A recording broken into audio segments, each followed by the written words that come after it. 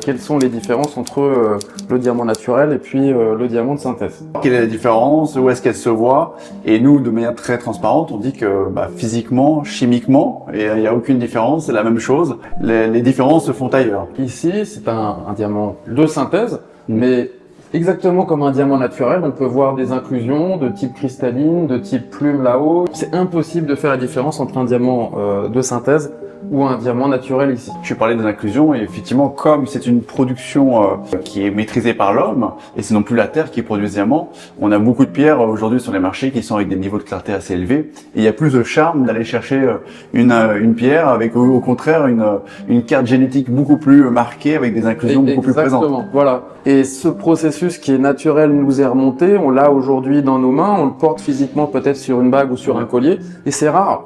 Et c'est cette rareté qu'on va justement déterminer nous avec nos microscopes. Est-ce que c'est du Si2, est-ce que c'est du Si1 versus un diamant de synthèse qui lui est toujours, c'est ce que tu viens de dire, hyper blanc, hyper pur. Quelle est sa valeur? Il y a deux choses, il y a la valeur financière. Bien évidemment, il y a un écart énorme aujourd'hui qui s'est creusé énormément sur ces 4-5 dernières années.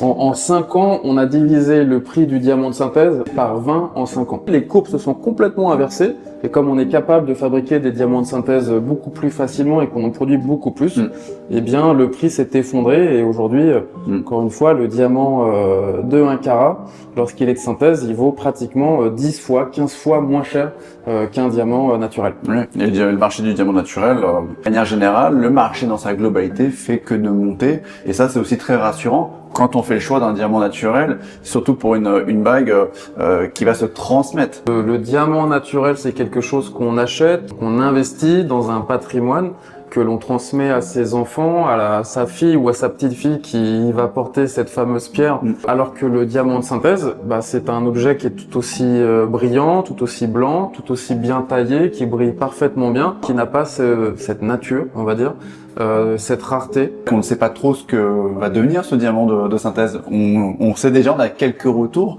de pierres qui changent un peu dans leur couleur d'état. Et c'est lié au fait qu'on a stressé la pierre. On lui a pas laissé le temps de se cristalliser comme la Terre le permet. Vous faites une belle économie par rapport à naturel. Mais si vous raisonnez très long terme, ça vaut la peine, effectivement, de mettre peut-être un peu plus, mais quelque chose que vous allez avoir la fierté de pouvoir transmettre un jour.